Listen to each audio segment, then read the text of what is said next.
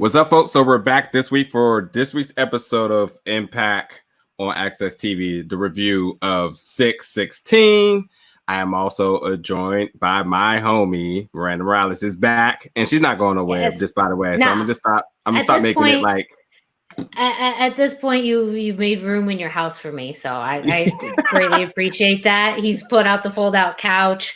You know, that's where I'm crashing now, and you know we got a good thing going. You know, doing this Impact review every week. Absolutely.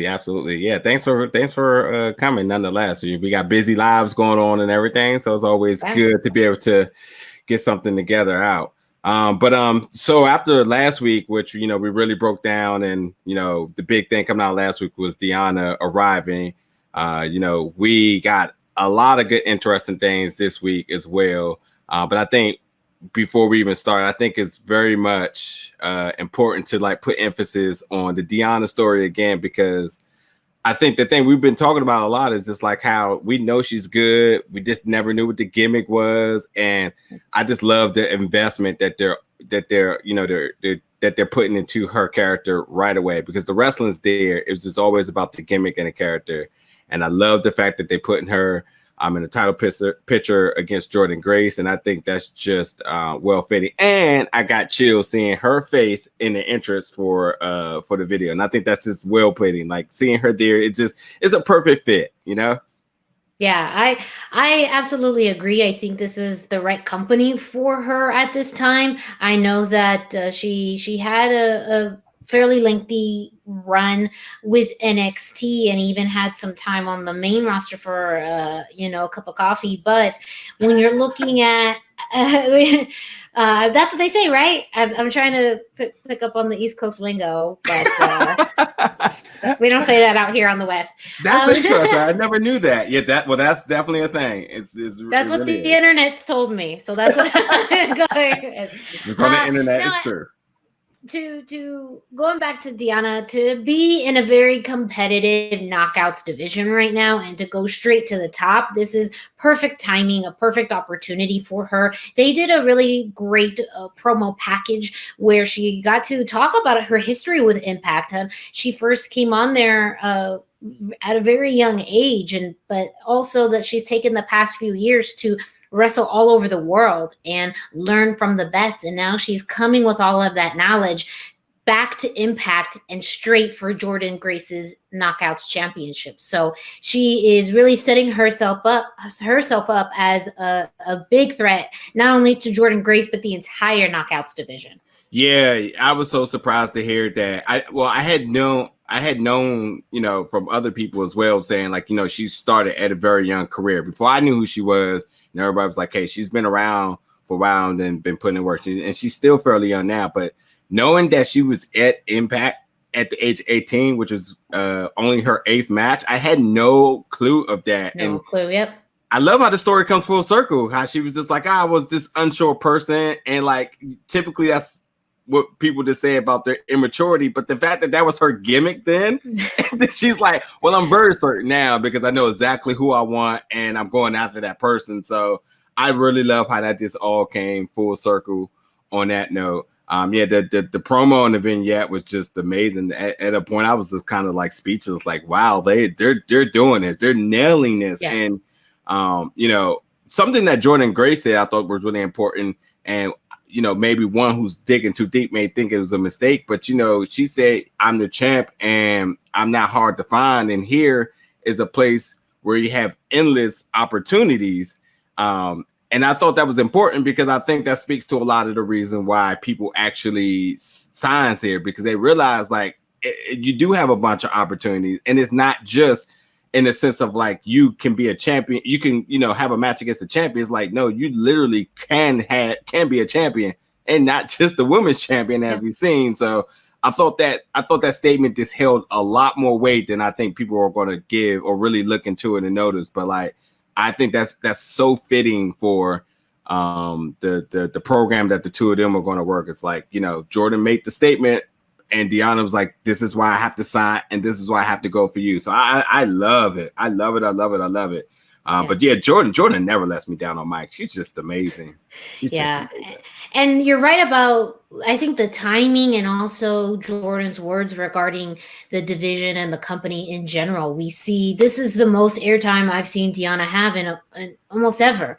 And the fact that they're doing it with a vignette and a promo, plus what happened afterwards, where we saw her attack Jordan again, which is really establishing her as someone who you never know where she's going to be, and really making Jordan watch behind her back, which is something she hasn't had to deal with yet as Knockouts champion. So they're really telling a different story. Whereas with Taya was always in her face. Taya was always right there. So she kind of could predict it. But with Deonna, she's just going to attack Jordan whenever she gets the opportunity. And because she's so hungry and she is ready to fight, she's really going to give Jordan, at this point, the program of her Knockouts championship reign. I mean, this is really going to be a career-defining match between the two when they end up actually having it. Yeah, you're absolutely right. And I was so on this program last week, but now I'm left questioning, like, how long do we have to wait? Right, and I got patience, right. but like, I just like this is getting hot fast, and I absolutely love it. Like that's gonna be must watch, and we'll continue for sure to talk about it each and every week, because I can only imagine just how much. What about when Jordan gets on the offense? Like that's going to be the thing, So they got time to go back and forth and to really tell a story with this, and I'm fairly excited about it. I think it's going to be really good to establish Deonna as a huge threat to the entire division, but of course to Jordan. But it also is going to give Jordan a chance to show how adaptable she is to a new competitor, and why she is the Knockouts champion. So I'm very interested in seeing what the next few weeks hold. Yeah. So anyway, if you've never seen the review before, it's not really breaking down the entire card. It's really just talking about the must watch and talk about moments of the night. And I think for me, the first thing that starts off is what started off the show. And that was the North versus the Rascals. And, the big thing is that the North, they came back. They're back in America, shall I say, after the pandemic. So they appeared last week. They issued a challenge to the number one contenders, the Rascals. And like, quite frankly, it's just really good to see them back in the ring. Because they're absolutely great. And yes, they talk a lot of trash, but they surely back it up. And 100%. They're one of the, like, regardless of whatever your personal preference is, it's unarguable that they're one of the most cohesive teams out there. Like, that's not to be argued at all. But they absolutely are one of the best tag teams in there. And to their credit, this was a very quality tag team match. And I think that's important, considering that that's also Impact's weakness is their tag team division.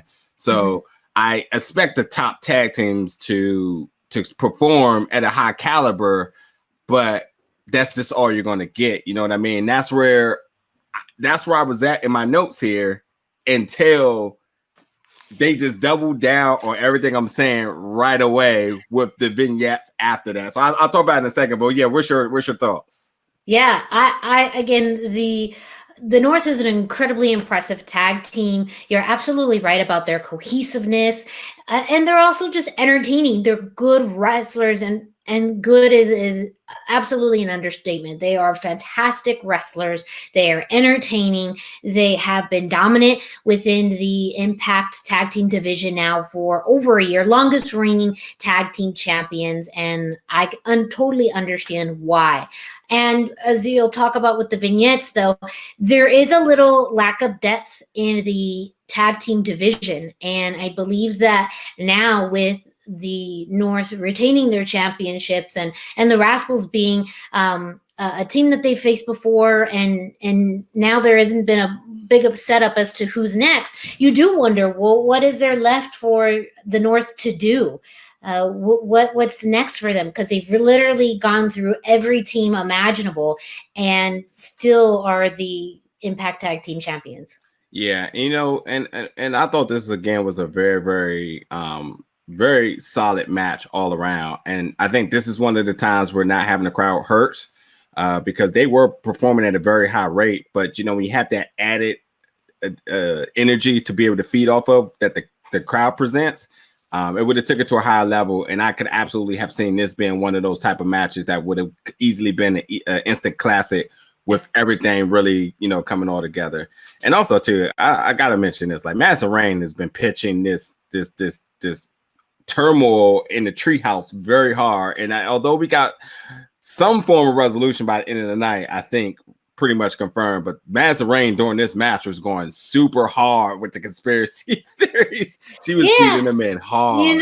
That's her role, and she's done a wonderful job of it. I think that's her strength on commentary, is really stirring the pot. And because she is been a fantastic heel in the Knockouts division, and now you can kind of see that thought process as she explains other stories that happen throughout the show, it's really helping build a narrative that there is turmoil in the treehouse. And maybe it's time. Maybe it's time for a little turmoil in the treehouse, just so that we either see a strengthening within, the faction, or maybe they break up for a while and they go in different directions. It's not a bad time to explore that. What? Another breakup of a tag team? What would a tag team division do? You know what? It's a crazy time in the world. Totally understand. You're right. But when 2020 booking. Yes, 2020 just breaking up households here. Yeah, but that way, when they do come back together, especially if fans are there to witness it, it would have a huge positive reaction. Yeah, absolutely. But seriously, the question to everybody who's watching this is, why is no one watching the North? I'm not going to answer that. We're not going to answer that. We'll talk about that like next week. But why is no one watching the North? That's the question. That's really the story behind the vignettes that they're doing now. I mean, they're winning and they're great. But why is nobody talking about them? Why is nobody's watching them? So anybody's watching the review, definitely. Why are you not watching the North? Well, why aren't people watching the North? Why aren't people talking about the North? I'm definitely curious to hear about that. But the next thing I have to ask is, like, why in the world? What this clip, like right here? Apparently something's going on. There's something happening somewhere here. Right now, there's something going on. What is it? Trey, come on, Trey, talk to us. What's up, Trey? What happened? Did you do this? Did you do this? Who said this? Trey, come on. Did you, Trey? I don't know. I don't know. Give us. We gotta figure out. Try to figure out who did this with us. Come on, talk to us, Trey. I know. We're gonna go see Reno Scum. Bet. Impact Wrestling tonight, 8/7 Central on AXS TV. So Trey gets slumped one more time, and at this time, I'm sorry, I'm gonna have to bite off of you. This definitely looked cartoonish, and then they blame Reno Scum out of nowhere. I don't have energy to talk about this. I just wanted to. You're exhausted. Trey Miguel is exhausting us. That's also why the Rascals do not have time for this anymore. They can't keep babysitting Trey. Keep getting beat up every week. If he was just sitting, I was like, oh, he's just sleeping, smiling. Sometimes when I go to sleep, I smile. So that's what it looked like to me. I was like, I didn't know he was beat up. He's just sitting there with his clothes on, just with his eyes closed, smiling. Those good naps will do that to you, That's, what, I 100% believe that. When you have a good nap and you just feel good, like, maybe he was doing that, but apparently not. They were alluding to him getting beat up again for, second time. And they threw out Reno Scum randomly. Jimmy Jacobs was interviewing people in the back to try and get some resolution to this. So, he was trying to do his own investigation, some PI work. Yeah, by Jimmy Jacobs. Yeah, excuse me, Miranda Morales. Like, do you know who beat up Trey? Mr. Michael Elgin, did you know? Oh, okay. Yes, Michael Elgin. Yeah, I just don't have that energy to take. Yeah, good for Jimmy. He's trying to do this extra work on top of doing his job, on top of hosting. He is now doing this, detective work to kind of figure out who has been beating up Trey Miguel. Yeah. Okay, so the next thing for me is obviously the Kimberley and Nevaeh, and they're two of the newest additions on the roster. And just much like Josh Matthews said, if the one thing I agree with him tonight is that, Kimberley is a big signing that is clearly being overshadowed by Deonna's. But make it no mistake, she's one of the most elite wrestlers out there. hands up and hands down. And I've been saying it since she's been signing. I truly believe she's in the best physical and mental state that she's ever been in her career. And that just only means that, you know, you just expect better and better matches out of her. And just thinking about everybody else that's in the roster, people that she's worked with all over the world, I'm just really expecting big things for her. But my notes here ain't truly about the match. I'm going to shift a little bit because as much as I'm packed Kimberley on the back, Nevaeh is the one that I have just a small reserve on right now. And I will give it to her, although this is her first match since signing or since arriving. I think that, you know, so Nevaeh and Havoc has together, no matter what promotion is, Impact or Wild or Indies, like they're just the duo that just reeks trouble. It's there. The proof is in the pudding. However, I know this was her first match, but I will say this, that I feel like she's going to have to really tap into like her menacing side of things to really match Havoc's intensity. Because Havok is super established by herself, and adding somebody to her could be like really, really like a troubling thing. It could be troubling in a good thing. Like it really elevates the gimmick. But I hate to say it, but like Nevaeh came out like with a lot of excitement and won the match and was like excitement that's really not what pairs with Havok. At least from what I'm getting from this, because when Havok comes out, it's like it's trouble. You know, like she's the monster that comes out, the powerhouse, and she's not taking no friends out there. You know what I mean? No, that's what I get from her. So when you ask my two, you're like, well, it has to be an elevation of that, which I've seen them do again in other promotions. Like for instance, in WoW, the two of them together, it just worked. When they brought her in as Hazard, it worked. So. You know, again, I think this is our first match, and I'm definitely going to be easy on it. But I think like that's where I'm going to need to see a little bit of a change in, because like I like knowing where that can go, but now I just want to see how the execution goes about. And today, I didn't feel like I got exactly what I thought may end up going instantly. Yeah. Well, and I think within the knockouts divisions, we already have some solid pairings of people that maybe we didn't expect to be such great teams, but are. One of these teams came out to kind of harass Nevaeh and Havok during this match, and this was Kiera Hogan and Tasha Steelz. And their chemistry, both in the ring and outside of the ring, is fantastic. We also have seen the chemistry between Kylie Ray and Susie, and that's actually pretty good, even though they weren't created as a team, but their teamwork was really strong. So there's a precedent set of strong teams within the knockouts division. So as you even talked about in the tag team division, the men's tag team division, because the standard is set so high, I think that critique is fair, because you really have to come into this with that dynamic and that chemistry right off the bat, or else fans may not understand it or may lose interest. And to their credit, they've been a team for many, many years, but this is a new audience. So you kind of have to reestablish that and reintroduce that for a newer audience. So that way they can really understand why is this team so important, and why is it scary? Why is it menacing? Why is Havok now more of a threat with Nevaeh by her side? Yep, that's exactly it.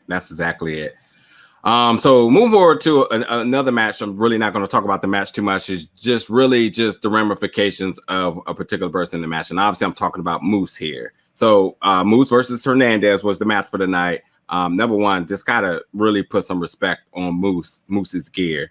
It's some of the best gear in the game, and there is some amazing robes out there, but Moose has to be in your conversation for one of the best out there. And like, to be honest, Moose is super entertaining, and I really love the booking that they're doing with the TNA Heavyweight Championship. With that being said, the conclusion of the match after Moose won, EC3 music drop. Let it be no mistake, EC3 and Angle was in the Impact flashback moment of the week, because now we absolutely, if you have no clue now, they're absolutely foreshadowing everything with those. That's why they're there. But it dropped at the end of the match. Also, Hernandez did this Houdini move because he disappeared from the ring. Like, and Hernandez is a big dude, so he needs some extra time to roll out of the ring walk back up the ramp, because they did a shot of the actual ramp when EC3's music played, and Hernandez was nowhere to be found. So either he's magic or some editing. Yeah. But so obviously we're getting a lot of foreshadowing Slammiversary, but the issue here for me is that, like, I feel like Josh Matthews is really, really killing the mystique. Because yes, if you know EC3 music, then you know. But if you don't know, then you also still carry it. And the fact that Josh Matthews is always like, well, it's going to be whatever he said, really interesting come Slammiversary. It's just like, well, what does that mean? No one said Moose was doing anything on Slammiversary. That's true. No one said anything about EC3 Slammiversary. He's not even in the little promo video. Mm-hmm. So that they aired. So did you just basically spoil a potential match? The person that was sitting in the seat, all that when you have weeks to come? I hated that. I hated it because, again, like, you know, we were saying before we got on the air, like, they could have easily played a different person's music each week, and it could have just been the haunting of previous TNA champions. Because, you know, at this point, you know, Moose did steal it, so you could have did something like that to keep him on edge. Like, hey, you never know who's going to show up to challenge you for that. But, like, you know, I just did not like Josh Matthews' point of view and calling of that. That's just literally just it got under my skin because I really like what Moose is doing, and I hope that something like that doesn't really like derail a lot of the positivity that's going forward with that. Not to mention all of the calling is like he's not really the champ, so you know what I mean? Yeah, you're laying enough puzzle pieces together with the historical match of the night, with playing EC3's music, enough where people can guess, but you still want them to guess. You want to leave them guessing. And Josh Matthews did agree too much of a reveal where it's all signs are pointing towards Slammiversary. And either way, signs were pointing to Slammiversary with everything that they did, but I think that they could have added a few weeks of storytelling to really push that. But I do like what they're doing with Moose as the TNA heavyweight champion. To me, I was fascinated on how this match was being introduced because Moose is living in this world and he's acknowledging himself as the TNA heavyweight championship, but no one else is. And so he makes sure that the announcer announced it as that and that it was for the TNA heavyweight championship, that the referee took the belt and put it up high. So Moose is really pushing this narrative too, which I can appreciate because that way the ambiguity of this is really more with, you know, Moose telling enough of the story to the fans thinking, maybe he's right. It's not so much, you know, TNA leadership, or I keep saying TNA, Impact leadership doing that. And Josh Matthews did do a good job of telling that side of the story that, you know, Moose has declared himself this champion. It is not an active championship. There really is no point of defending an inactive championship, but he's having matches with people. He's laying the seats. He did the same thing with Ace Austin a few weeks ago. So I love how Moose is building the story and pulling people in to the point where others are starting to believe it. Yep. That's 100% right on right there. So my last 2 points really, well, this is really not a point, but I have to mention this, but Willie Mack going back with the dozens, taking a page out of How High with his Method Man Redman, going after Johnny Swinger, and the Stone Cold impersonation with the Deaners. I don't know where on earth did I decide that I needed that. I don't think I ever considered that I would probably need that. But I know now it's in my Amazon cart and I'm ready to check out. I know. Because that was golden. That was golden. So good. Willie Mack was really, really funny. And because you wonder how the team of the Deaners and Willie Mack were going to work out. Very different styles and personalities and gimmicks, but they did a really good job of just putting this story together. And Willie Mack was hilarious. The eye makeup was starting to wear off because I was just laughing. The tears started to roll down. So Willie Mack messed up my makeup today, but it was totally 100% worth it. We're going to have a lot more to talk about that next week because there's a match with a lot of potential pieces and stuff that can come out of it. But of course, we'll talk about that next week. But yes, the main event and my last point of the night is a street fight. And there's no mistaking why this was the main event. And it was Ace Austin versus Eddie Edwards, so I'm glad to be back. There's obviously a lot of history between the two of them, and they just automatically work really good matches together. And I really do appreciate good street fights that, you know, really utilize all the tools in the shed. And Eddie has no ring rust, but at this point now, Ace Austin really doesn't have a bad match. Like it doesn't really matter who it is. I really love some of the aerial camera shots that was being done, and some of the brutal spots that was in this. Like that one was Eddie doing that neck breaker on Ace Austin with that table leg up. It caused me to hold on to my own neck just because I can imagine the force. He did it on the back of Ace Austin's neck. Oh, that I don't remember seeing a spot like that before. So I really appreciate that, because you can have street fights and no holds barred fights and no DQ fights, but when you have even a small spot that you haven't seen before after all of the matches in existence, it's, you know, at least on television, it's something I can appreciate as a fan. I literally said in all capital letters is tables and chairs should not be used in that way. but you know, my you know, that's my points about the match. But are you digging the alliance with Madman and Ace Austin? I wanted to see Madman go on the solos run. However, I am interested here. Like my nose is pent up a little bit because I smell something that potentially may be good. Not sure what it is yet, but this may be something. And ultimately, was it Madman? And was it Ace Austin pulling all the strings that attacked Trey?